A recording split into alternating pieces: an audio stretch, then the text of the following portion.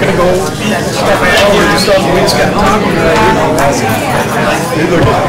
he not? Alright everyone, it's a little past 7. Let's get started.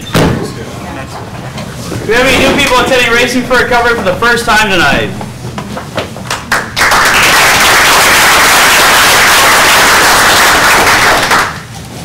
Alrighty. Thank you for attending the Racing for Recovery Support Group meeting. We are focused on maintaining a drug-free and healthy lifestyle. Since 2001, our open forum meetings welcome parents, adolescents, recovering individuals, and anyone who supports our mission. Your suggestions, comments, or ideas are welcome to make our meeting the best they can be. The Racing for Recovery Support Group meeting is a cutting-edge alternative to what is currently offered. By combining substance abusers, families, friends, and the public at large, we have created an environment that is beneficial to everyone who has been affected by alcohol or drug addiction. The meeting start time is 7 p.m. Please be on time. Please turn off your cell phones or your ringers to vibrate, and please refrain from posting on social media during the meeting to show respect and courtesy to yourself and others. Please only one person speaking at a time. Please speak loudly so that everyone can hear. Proof of attendance is gladly provided. Please turn in your paperwork prior to the meeting, and you can pick it up at the end of the meeting. Honesty is required. Feel free to openly share your comments and points of views on how alcohol and drug addiction has impacted your life. This meeting is open to people of all ages and welcomes diversity, so please refrain from using excessive foul language or language that discriminates against any race, gender, religion, ethnicity, sexual orientation, or disability to maintain an atmosphere of respect and dignity for all who are present. If you see a visitor, a new member, or returning member that you haven't seen in a while, please warmly welcome them into our program. Your confidentiality is important to us. What you say here will not be discussed outside of the meeting. Please refrain from leaving the meeting while it is in progress because it is disruptive to others. Smoking or vaping should be done away from all entrances out of respect for those who choose not to partake in that. Please do not smoke or vape by the doors, and please dispense of all trash in a garbage can and do not litter on our premises. Thanks, Dustin. You're welcome. Who's got the guidelines for living a lifestyle of recovery? Here. Guidelines for living a lifestyle of recovery. The lifestyle of recovery guidelines are intended to be utilized by recovering individuals, their families, and anyone else who is striving to avoid substance abuse and achieve sobriety. Guidelines. 1. Recognizing that substance abuse ruins lives. 2. Wanting to pursue positive alternatives to substance abuse, such as our education, employment, quality relationships, and health and fitness. 3. Using resources such as friends, family, teachers, and peers as a way to achieve and remain sober. Adding sports, art, or music to these resources will help us stay focused and motivated. 4. Defining balance and working toward making it a part of everyday life. 5. Building self-esteem and confidence through sobriety to combat negative feelings and regarding oneself. 6. Understanding that negative behaviors of isolation and self-pity lead to self-destruction. 7. Lifting a person up is different than allowing them to continue their destructive lifestyles. Be there for yourself and be patient with your friends and family.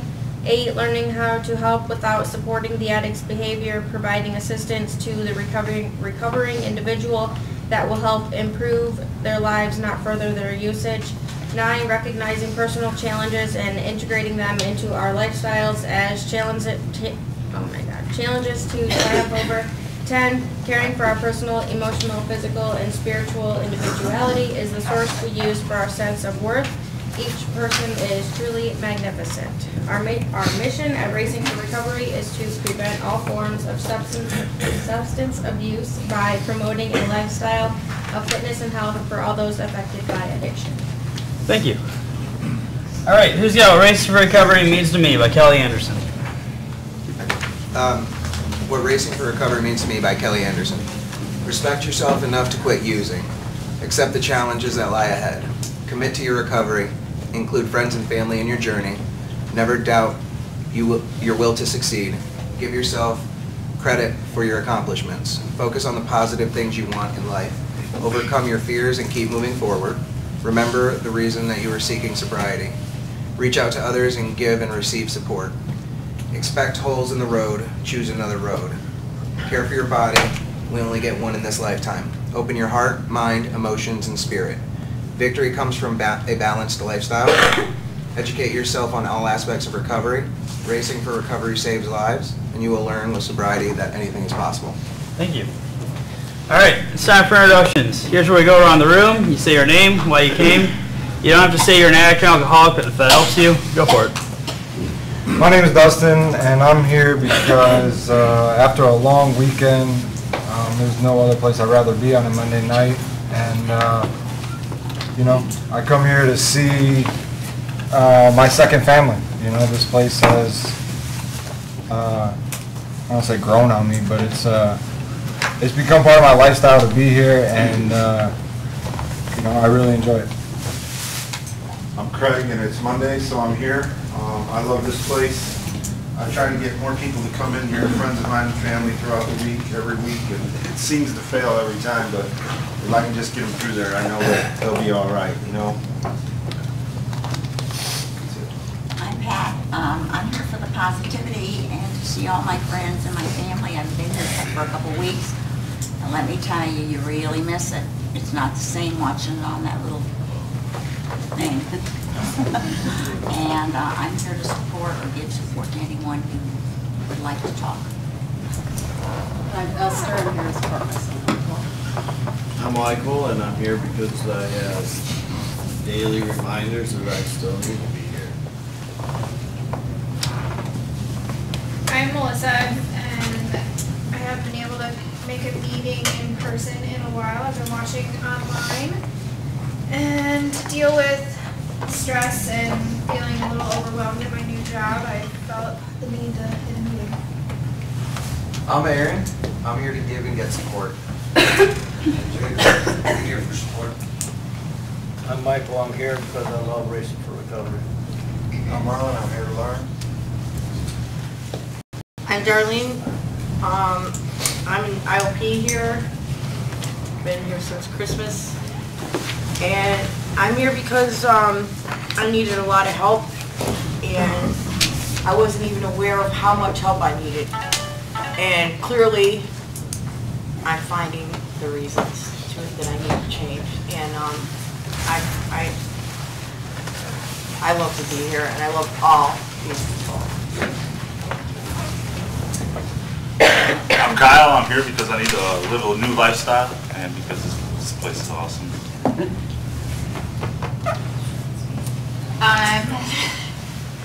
I'm Mel. I am here for a lot of reasons.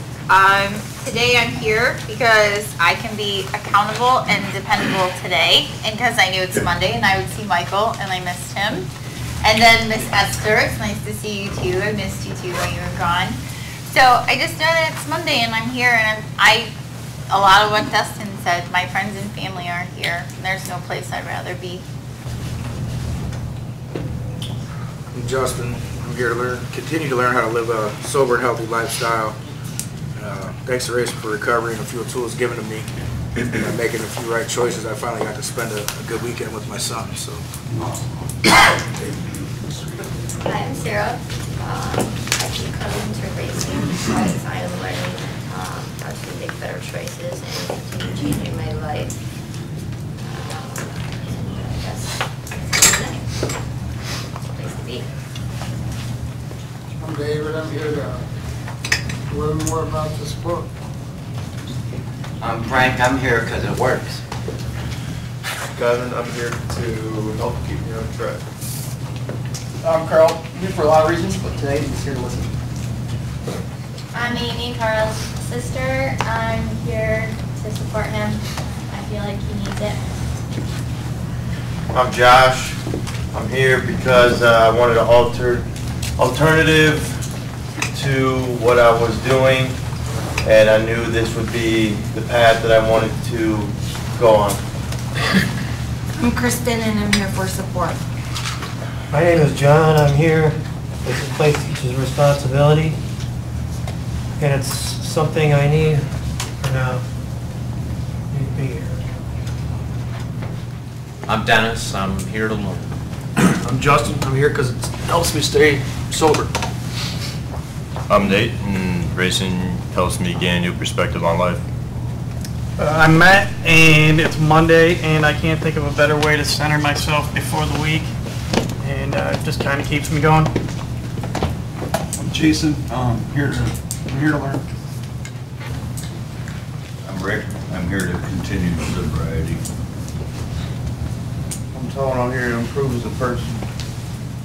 My name's Faye, and I'm here for positivity and inspiration. I'm Sydney, I'm here to start my week off great, even though I don't feel like good at all. So, hi. I'm Tara, and I'm here to keep moving forward. And I'm Sarah. I'm here for the support and to give support and to learn. There's a lot of good stuff in this life. I'm Pete, and I'm here to stay sober and see what Racing for Recovery is all about. I'm Anthony, here to stay sober and see all my friends on Monday night. My name's Chris. I'm here for peer support and positivity. A lot of good stuff in the book. Mike, I'm here to remind myself I'll never have all the answers. I'm Eric. I'm here. This is my daily reminder of my need for balance. Hi everybody, I'm Joe. I'm here tonight because this is a part of my routine. Racing for Recovery has become my second family, and I'm not alone here. I'm Randall. I enjoy coming to this building. I like surrounding myself with the people in this place, and I always like coming to the meetings, absorbing and learning more new things. So I keep coming back. I'm Frankie. I come here for support. I'm Alicia. My name's Chris, and I come to Racing for Recovery because it's teaching me how to make better choices. I'm Rob. I'm here because I want to be. I'm Heather. I'm here to try to figure it out and try to find ways to love myself again and be comfortable in my own skin. I'm Bobby. I come because I want to continue to learn. I'm Jeff, and I'm here for support and the positivity. I'm Andre. I'm an alcoholic. I'm here for support and to give support and trying to be a part of Racing for Recovery. I'm Steve. I'm an alcoholic, and I'm here for support too, and to give support. I'm Brandon. I'm here to stay active in my sobriety. And after a long week of last week of work and not being able to make it to the meetings that I would have liked to have been at, I realized how much I really like these meetings, and I knew that this was the place to meet tonight. I'm Brittany, and aside from the peppy exterior, I'm a sad and hurt little girl who needs to grow into her pain. I'm Joan. I'm here to try to keep a positive perception of life. Hi, I'm John. I'm here because, well, before I came here, I feel like recovery was not really an option for me. It was more of like a concession. And now, since I've been coming here, I feel like it's more of like an optimistic option, something to look forward to. Yeah.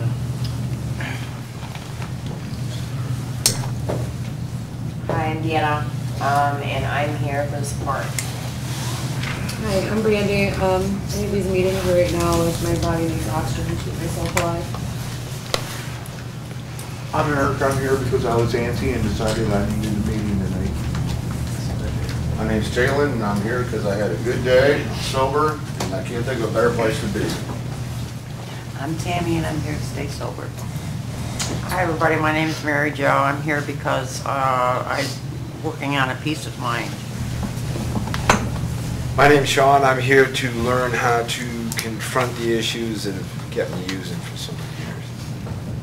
My name's Ann. I'm here to learn. My name's Rhonda. I'm here to stay sober. My name is Liz, and this bird's cool to make it. I'm Charmaine, and I enjoy coming here. I'm here for support, stay sober, and get my life back. I'm Brittany. It's my first time here. I heard great things about this place, and I just want to check it out. Welcome. My name's Dustin. Hi, Chris. Haven't seen you in a while.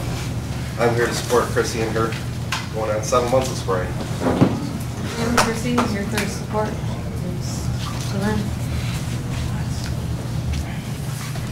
My name's Joe. I'm here to remain teachable, and Monday nights are just part of my routine now.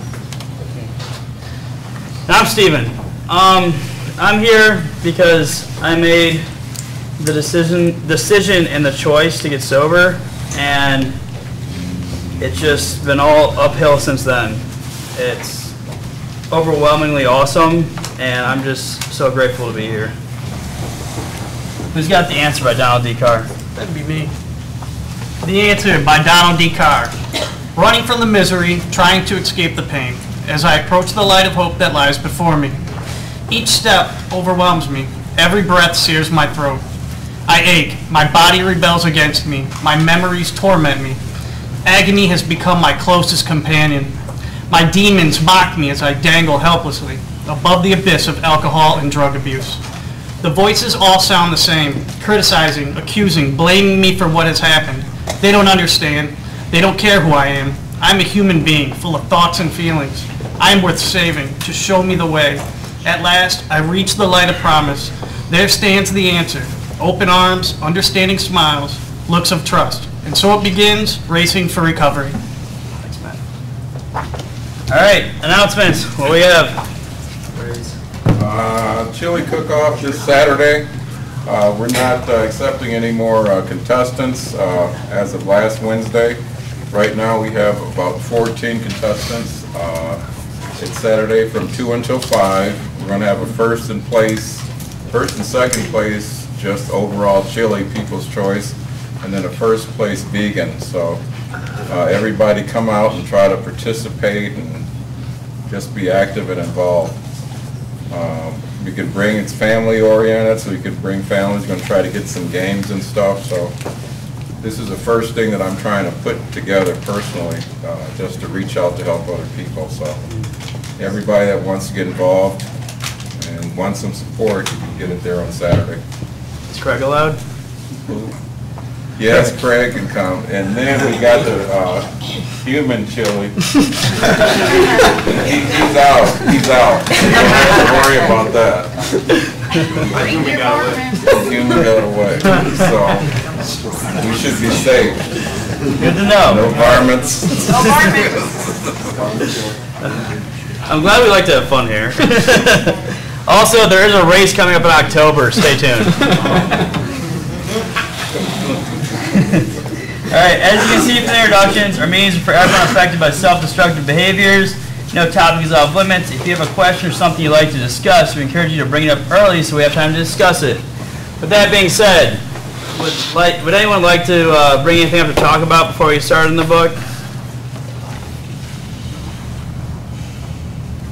No? Oh, okay. Alright. We are on page 10. Who wants to read? Right at the top, ask a question. Go for it. I'll read, yeah, dude.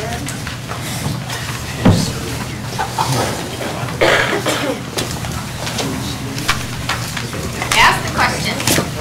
Melissa is the poster child for Racing for Recovery and for this lifestyle of recovery. That's because she's completely willing to admit that it was her choices, not some sort of mysterious addiction gene that turned her into a homeless addict. Because she faced up to what she did and who she became, she moved on to a life that's full of promise and hope. Recovery is about facing reality and accepting responsibility, but self-hatred and despair are not part of that. That's one of the reasons that I don't think 12-step works very well for most people. It encourages the participants to wallow in blame. Look, we know what we did. We stole from friends and family. We committed acts of violence against loved ones. We lied through what was left of our teeth. We need to acknowledge those things, but beating ourselves to death over them isn't going to get it done. When you're trying to get sober, one of the most important things you can do is forgive yourself. That's why when people come to my office for the first time, there are two things I always say to them. First, I tell them that I have a ton of respect for them coming to see me. I know how much courage it takes to ask for help. Second, I ask them what finally brought them to me. What are they feeling that they simply can't take anymore? If I can help them identify that feeling, I can help them figure out why they use. Despite my charm and good looks, nobody wants to be sitting across from me. Some people come because they want to save their marriages or avoid losing their jobs. Some were abused by their father or mother and recognize that's why they use or drink and they want to stop. They are great because they recognize that they shouldn't be living like they are. Other people come because it's court mandated. They have no intention of quitting, they just want to avoid the jail. That's what happens with some. But then there are the surprises. One court-mandated client was a kid who had just gotten out of prison. When he was 17, his father shot himself in the head and the son found his body. He began using drugs to deal with that pain. When I started talking about my philosophy that people abuse substances to avoid emotional trauma, he looked at me and said, "God, you're right. Nobody has ever talked to me like this." I told him that I don't know everything, but I have a lot of answers if you have the courage to ask the questions. What are the questions you can expect to find yourself asking when you take responsibility for your addiction? These are some of the big ones. You can read the first one. Okay. Question: can I keep living the way I was? Answer: probably not. By that, I mean you may not want to keep living the same lifestyle that contributed to your addiction. In 1998, 5 years after I got clean, I got a job as a pharmaceutical sales rep. It was a good job, and my wife was thinking, this is great. But then I realized that I didn't give a damn about my job. I hadn't wasted all those years just to waste more pushing expensive pills. I wanted to make helping people my full-time career, so I got fired. That caused my family major financial problems and wound up harming my marriage, which is still in bad shape. So there is a price to pay for your sobriety. Thank you. All right, guys. There is a lot of good stuff in here, and I want to know what you think about it. So, who relates? Oh, I can relate to page 10. When you're trying to get sober, one of the most important things you can do is forgive yourself. I struggled so hard with this in the beginning because I was so filled with guilt and just everything that I did. I'd always look at my kids and my family and feel that like I failed so bad.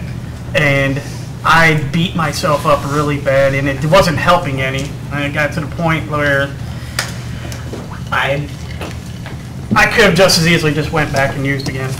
And I'm glad I didn't. I was here and I was able to, just by staying and just being around it over and over and over again, eventually that fog lifts and you realize, you know, patience is a big part of that. Whether it's other people forgiving you or you forgiving yourself, you know, you just be consistent and keep coming and keep being around people who are like-minded, and it helps really alleviate all that. But that is something I personally struggle with a lot, or used to.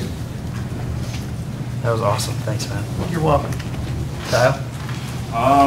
When I first started coming here, I sat in front of Todd for my assessment. It was more or less to just try to, I don't know, I guess keep my, what I had at that time, right before I ruined myself, like, you know, sabotage myself. And as time went by, I realized, you know, maybe I don't need that stuff. Maybe my happiness is more valuable than taking on trauma and trying to still work through it like I was doing. So I said in IOP, I gave up my job by my own choice, and I don't know that I'll ever go back, even though that's what I always dreamed of. Because now, I don't know, I just feel it's my happiness. It's about me now. I've taken care of people my whole life, and I've never had a chance to sit here and met myself, so it's definitely my turn. So I can definitely relate to what was said.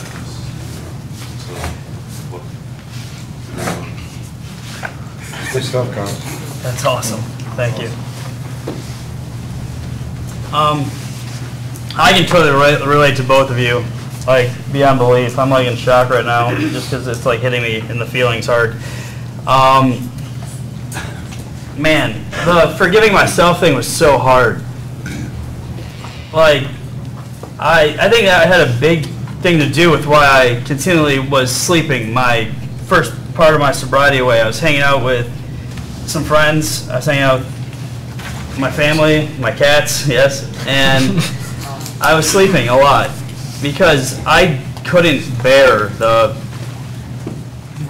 pressure I was putting on myself, which I didn't have to put myself through. But it's a part of it, I think, because, I mean, if I could have just skipped over that, that would have been great, but I never would have addressed it, and I never would have felt as relieved I do now, knowing that I'm okay with myself. And that's really hard to do. Just forgive yourself for all the stuff you've done to yourself and other people. But like Matt said, it just takes time.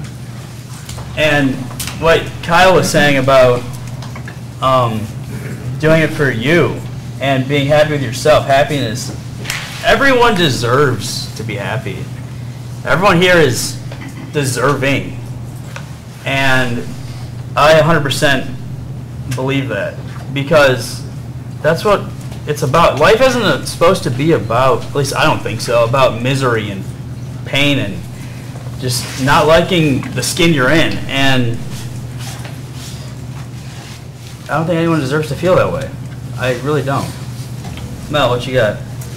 I just have a couple of things. I've been sober for a few weekends now, and I will say that over the 3 years that I've been here, Todd Crandall was the first person, a lot like what Kyle said in my assessment, that told me, he asked me what my childhood was, and before he could even say anything, he named the type of abuse that I had as a kid. And he's like, well, yeah, statistically, you know, girls that go through this, they're overachievers, there's this, there's that. And so when he told me my why was that trauma, and then, I'm trying to relate to page 11, but when he told me what my trauma was before I even had to say my trauma, he could already tell me what was going on. And then when my usage in my adult career, per se, led to more trauma, then it was like, wow, nobody has ever said that. They've always tried to medicate me or send me to another doctor, or, oh no, you need to go talk to this lady, she'll help you. Like, or I was given a diagnosis or whatever. Nobody had met me on my level to explain that to me. And then as far as like, I think owning it and accepting it, even when I'm like my conversations with Rob, you know, like owning and accepting things so that way I can move forward has been huge for me. And then last, I would say, like when you were talking about the job stuff, it's like I have, you know, 6 years of college and definitely the student loans to prove for it. But I'm working right now as, you know, a para or as a teacher with this 5-year-old kid, and I'm learning more day by day with this little guy than I did all 6 years I was in college. And I should have some big fancy degree job or whatever, but instead I don't, and I'm okay with that today. Where in my addiction and I wasn't okay with that, you know, just like how Kyle said, that was the job of his dreams, but he doesn't know for himself if that's an environment he can sustain his sobriety. And, you know, I don't know the same for me. If I was in the career I should be in, if that would work for me. So I guess what Racing, to sum it up, since I'm a little too much talking right now, Racing for Recovery taught me that it's okay to be where I'm at, because that's where I need to be, and it's paying my bills, and it's taking care of my daughter, and that's what's good for today. I don't have to be all the way to the top of the mountain. It's okay that I'm still getting there. So. Thank you. The forgiveness part is something that I'm actually struggling with this week. I'm used to not feeling comfortable in your skin. That is the only way I can describe what I've been feeling last couple of days. Actually, I've literally felt like my skin is crawling. Because I'm not happy in my own skin right now, because I haven't been able to forgive myself, which is something I'm currently slowly, very, very slowly forgiving myself for, and taking steps to change destructive behaviors that I'm still currently doing in my life. Taking a big step just on Sunday by pushing someone toxic completely out of my life. And realizing that the people that I do want in my life aren't necessarily the people that I should have in my life. So slowly, one by one, I'm building up the courage to push those people out of my life and forgiving myself for doing it. But I haven't quite forgiven myself for putting myself in those situations. I think that's the toughest thing so far. I'm 2 days away from 60 days, and I'm like currently hitting one of those lows, you know, those waves that we hit through our sobriety. It's literally making my skin crawl, though. Like so I'm slowly getting there. But I will. Awesome. Thank you. What do we got next? We got John. And then All right. John? Oh, John. Sorry. Yeah, I want to kind of commend what Brittany said, because I think it's cool that you have the courage that you're actually confronting those issues. I'm kind of in the same space as you, but I'm trying to recognize in myself that what I kind of do is when I look at, the destruction I laid waste to or whatever, like I always kind of want to make light of the situation and be like, oh man, I really fucked that up, you know what I mean? And like, kind of make a joke, just anything to not have to confront those issues. And same thing I was doing when I was out on the streets, anything but trying to confront the issues. So it's a mentality change for me that I'm trying to work through and process. I had a situation the other day where I was on the phone with somebody that, like, I did a lot of damage to a relationship, and it was all jokes and everything. We were finally kind of talking again, and then she said something like, man, I felt really humiliated when I got home after that situation. And like I was stuck, because I couldn't even process it. I couldn't even process damage that I had done, let alone, I mean, I'm way away from asking her for forgiveness, but to forgive myself first in order to even get to that step, it's a long, drawn-out process, I feel like, and it's something that it's scary to confront. It's good to have people around you and in your corner that can help you work through that. And I'm just learning that the more I'm consistent in my sobriety, the more clarity I'll get, and with clarity will come that consistency, and hopefully with that consistency will come the courage to be as open as like what you're dealing with. I commend that. I kind of forgot where I was going to go because I had something brilliant to say a little while ago, but I can relate with a lot like what Brittany was saying, and I think I held myself hostage for a while because I couldn't forgive myself for the things that I did to other people and the things that I did to myself. And I know what helped me was a lot what John was saying, was use the people that are for you, that you have in your corner. The worst thing I did was isolate. I know it took me longer to forgive myself because all I did was, I wouldn't say reflect because it was a negative thing. I was like moping or trying to feel sorry for myself, like that was going to change something.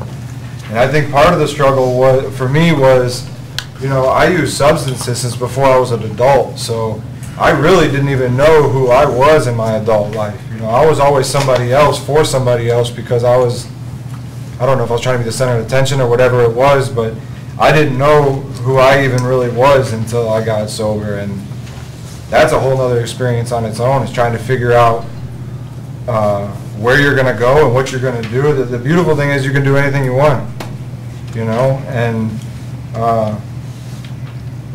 I don't know. I thought that was interesting. I thought about the other day that I've never really known who I am because I was always so clouded, and there was always something in me, and until I got clear-minded enough to realize I'm not a bad person.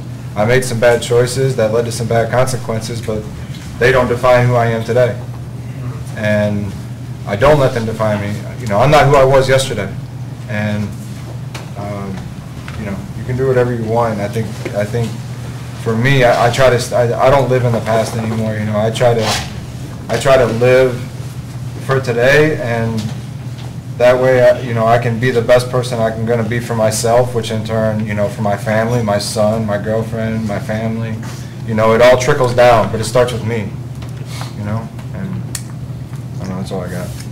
Good stuff. Usually it is. Brandon. Yeah, so this is a good topic. I love these meetings because it makes you question.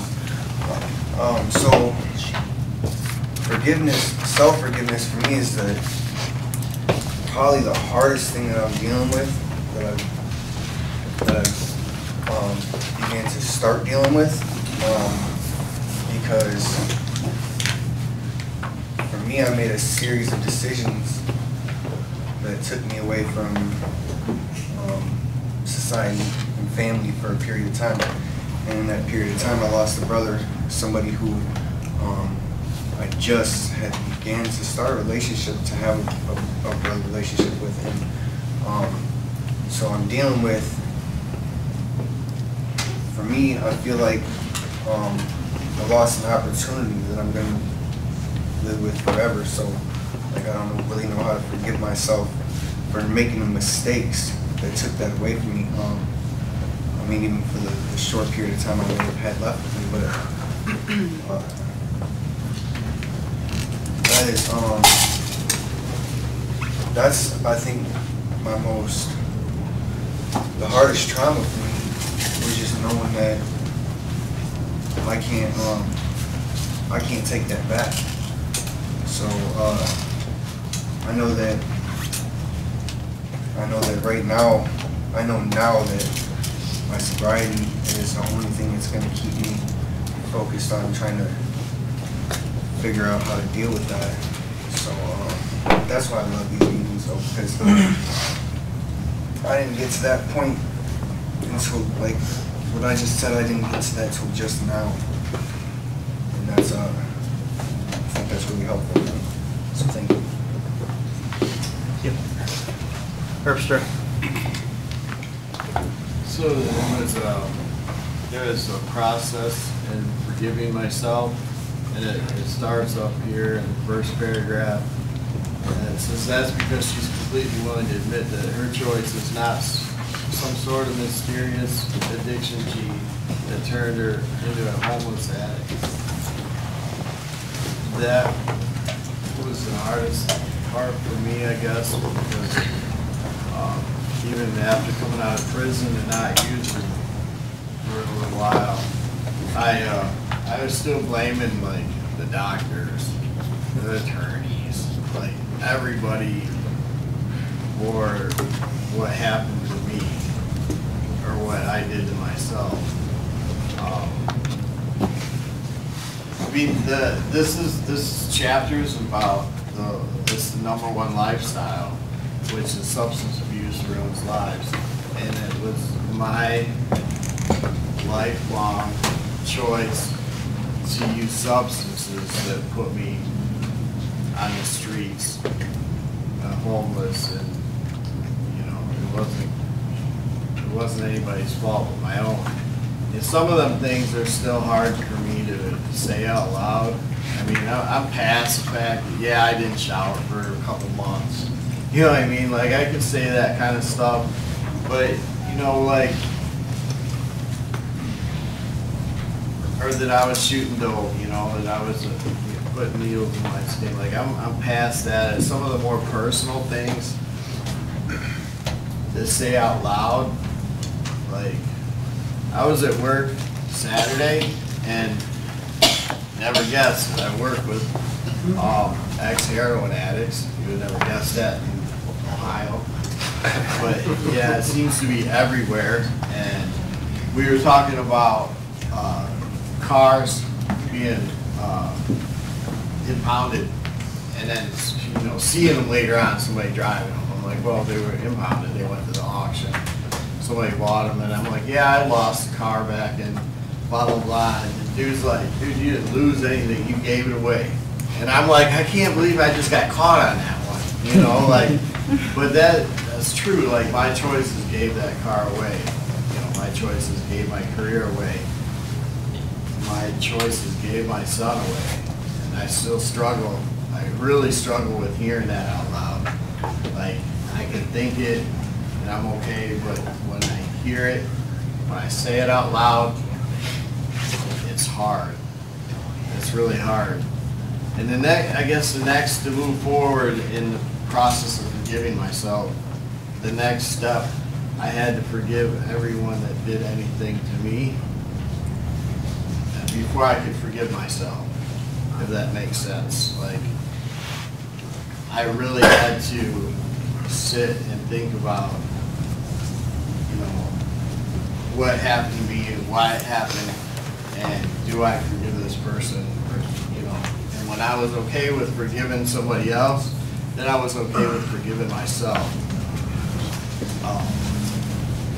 I guess I just didn't feel worth forgiveness. If I couldn't forgive everyone else, then how could I possibly forgive myself? Because, I mean, I've done a lot of, my choices have done a lot of terrible things, you know, to people I knew, to people I didn't know, and I still can't, like, even though people did things wrong to me, I can't say, well, it's because this happened when I was 17 years old or whatever, that I did this when I was 40. Like that I just, as much as I wanted to, like, that's not how it works. Like, my choices did that, you know.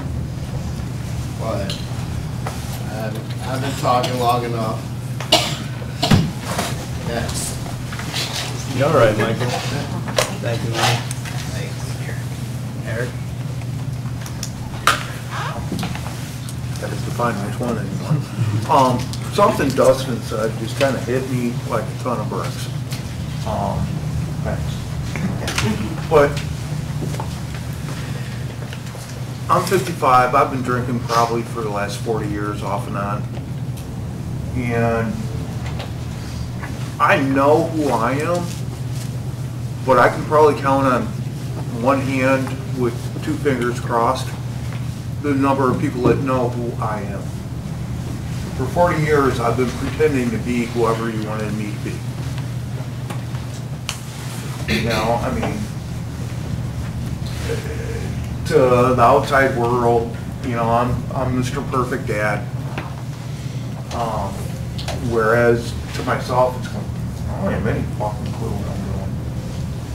You know, I've got, my oldest boy is developmentally delayed. My youngest child was valedictorian. It's like, where the hell did that come from?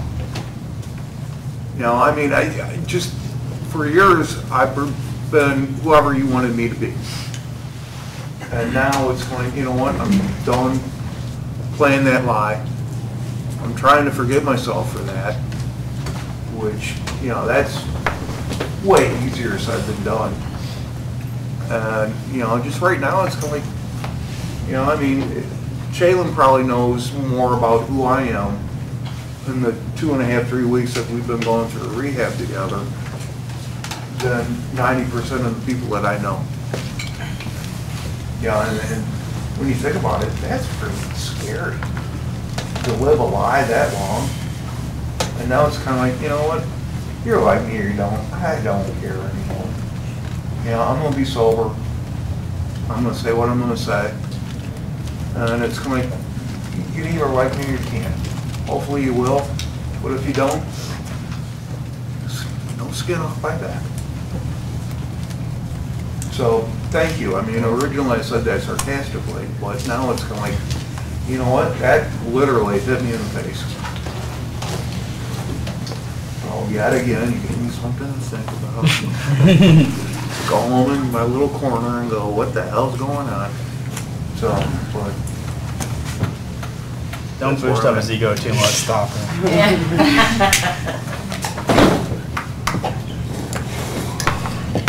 Oh, hey. I can really appreciate what you were saying, Justin, about you know, not knowing who you are as an adult because of, you know, using maybe before even teenage years. So when it comes down to this forgiveness, I'm kind of caught in the middle of, am I forgiving the addict, like that part of me, I guess you would say, or am I forgiving myself? But I mean, it's difficult for me to look at it because of, I don't know, maybe I'm looking at it too complex or making it more complex than it needs to be. But like those things that I gave up and the hurting the people that I did, self-sabotaging and shit, while I'm sober, I feel like that's not even who I am. Or, you know, I can't believe some of the shit that I did or decisions I made while I was using. So it's I don't know if, you know, if anyone can relate to that or advice about, like when you made the decision or choice or whatever to kind of just let go, you know, and not carry that. I mean, definitely learn from the mistakes you made while and everything, but stop carrying the regret. Because I feel like more regret than really any other emotion when it comes down to the whole process of recovery. Andre, you got something? Yeah, my whole scenario, I think Eric brought a lot of stuff to light when he was talking, because I'm just wired differently than most people. I was one of 7 kids. I was right smack in the middle, and I was lost in the shuffle. So I kind of made my own self and made my own personality. And what that personality was a facade so that I would be accepted by everybody and everything. And I never wanted to forgive myself because in my mind I was a really good person and I had to forgive other people for the way they treated me. I've shared in this meeting before, the things that I did to keep up that facade was incredible. Nobody in my family knew I was an alcoholic. Nobody at work knew I was an alcoholic until I accepted the fact that I'm an alcoholic and I got to start being honest, firstly, to my family. And I would always take these little mini goals, not as an M-A-N-Y, but small goals. And I always went back out. I couldn't figure it out why, and then after my last episode, when I literally could have died on the spot, right there when my accident happened, I didn't realize how bad I hurt my family. So that's when I decided that I had to forgive myself for hurting my family first so that I can accept them and let them know, because they were there for me. They were so angry that I almost died and I was driving drunk, but they were so glad I was alive. So it was like a real catch-22 thing, okay? So I'm like figuring out how can I change Andre the way that my family knows that they knew me when I was growing up as a kid, because I was an adult kid the majority of my adult life. I did not care about anybody. It was Andre's way to please, do what he wants, go, treat women bad, do this. Whatever Andre wanted, Andre got it. Andre got the good job. He got this, he got that. My whole drinking career started being very social, and I still to this day can't figure out when I became dependent upon it. But I know I was still going to the bar, acting like I was this big businessman and all that, and trying to put myself up here on this pedestal. And what I had to do was accept the monster that I created and try to go back and get rid of that monster and go back to the original Andre that had values, that loved people, that loved his family. And every day's not going to be perfect. I don't have to lie to my family anymore. So that's when I began to forgive myself, because I just felt like, hey, I never went out to deliberately hurt anybody, but yes, I did, because I was so self-centered, and that's all I cared about. I wasn't a dad, I was never married, I didn't have kids, so who am I hurting? Just me. But until I accepted the fact that I created a monster, and I wanted to get rid of the monster and come back, and then forgive myself for what I did while I was trying to better myself, because that was a biggie. You know, I had been in and out of programs and all that stuff, but I knew I had to do something different this time, because I am not going to see my mother crying at my funeral. I can't live with that. And she's buried 2 brothers of mine, and I know what it sounds like. I know how it breaks her heart, and I can't do it. And I'm doing this for myself and for my family, because they want me back, and they've seen the change in my behavior, and they've told me about it. So I know that my actions at this point are getting results, you know. So I just have to keep doing what I'm doing and accepting the person I was, forgiving myself for hurting my family, and just move forward. That's all. Thanks, Andre.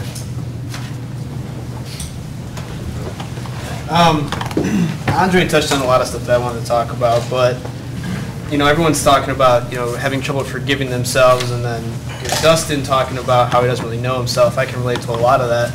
And for me, you know, I had to, like Andre said, I had to accept that I had made a lot of poor choices, and I had done a lot of wrong things, and that I truly didn't know who I was. And the forgiving part, to me, it wasn't like there was some magical moment where I forgave myself, you know? It was just that it was a continuation of a bunch of small, good, right decisions that I kept making day after day, week after week, month after month. And eventually, I discovered that I wasn't carrying the guilt, and I wasn't carrying that weight anymore.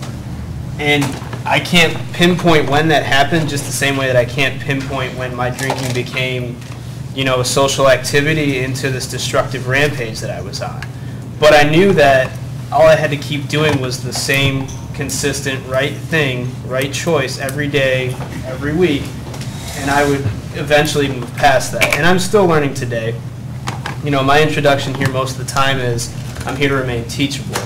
And the reason for that is I know that I'm not, this isn't something that you finish and then it's like, okay, you're done, you're cured. You know, that's not how addiction works. That's not how our program works. You know, it's an ever growing journey of learning, and well, I said growing twice, but same thing, you know. And for me, it was just trying to discover who I was. It was trying new things and things that I never thought I would like. I mean, the old me would just sit on the couch, and running was something that I never even thought of unless I was being chased, and now I do it for fun.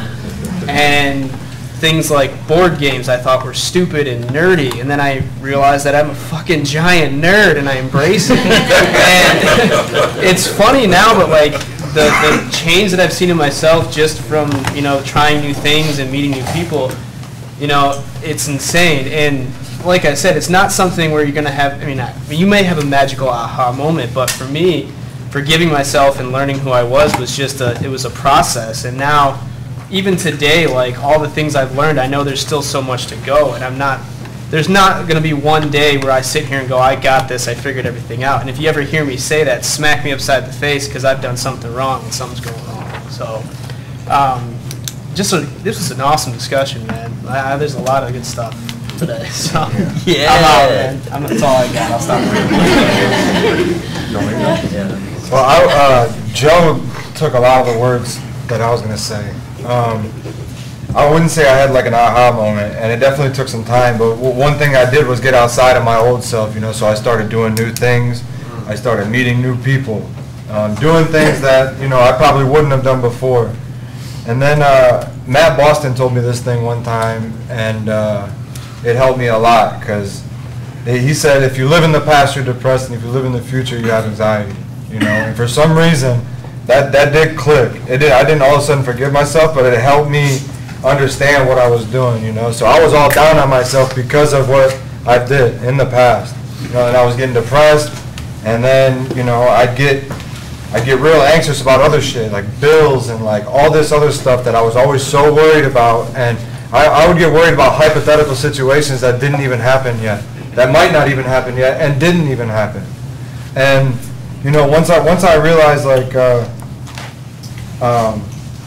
you know, once I was sober and I was doing the right things, good things just started happening. Opportunities presented themselves because I was a better person and because I was just doing the right thing. And I don't know. Joe stole a lot of what I was going to say, so. It's all right. It's all good. They both also touched on a lot of things that I was going to say, but Nate, is it? Yes. Okay. How far along in your recovery are you, if you don't mind me asking? Well, I was at 52 or 54 days and made a poor decision, so now I'm at about 2 weeks. Okay. And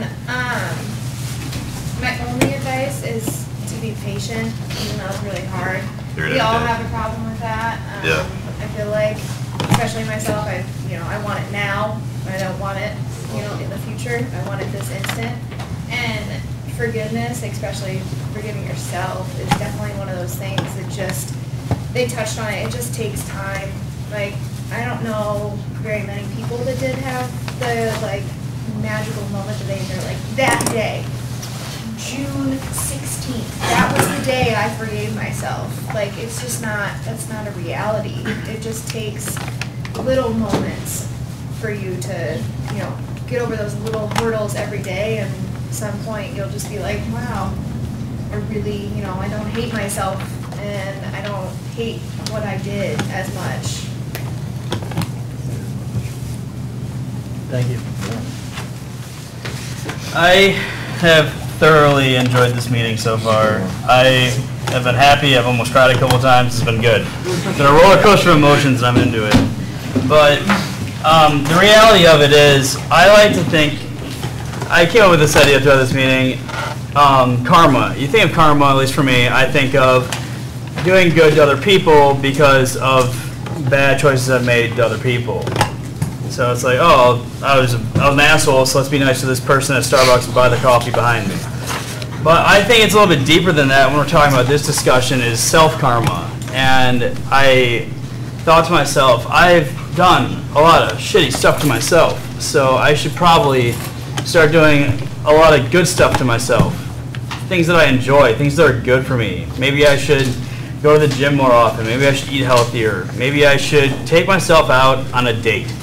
It sounds weird as hell.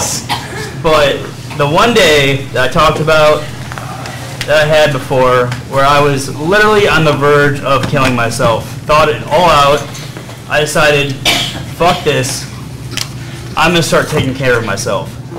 So I got myself a haircut, and I took myself on a date to Chipotle. I spent as much time with myself, as painstakingly as it was, because I was like, I need to learn how to care about myself. So I did little things throughout the day, and I went to a meeting at the end of the day, and by the end of the meeting, I felt so much better.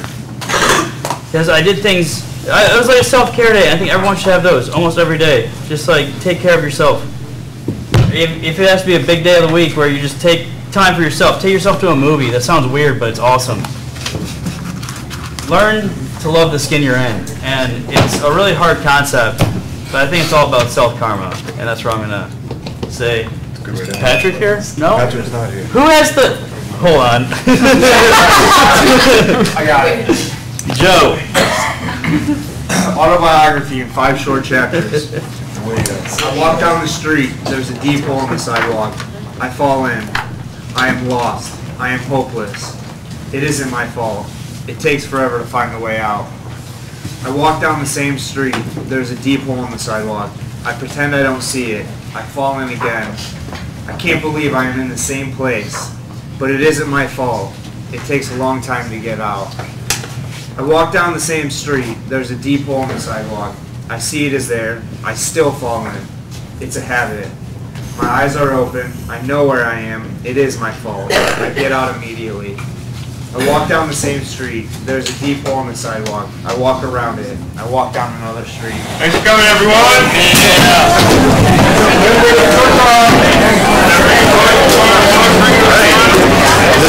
Yeah.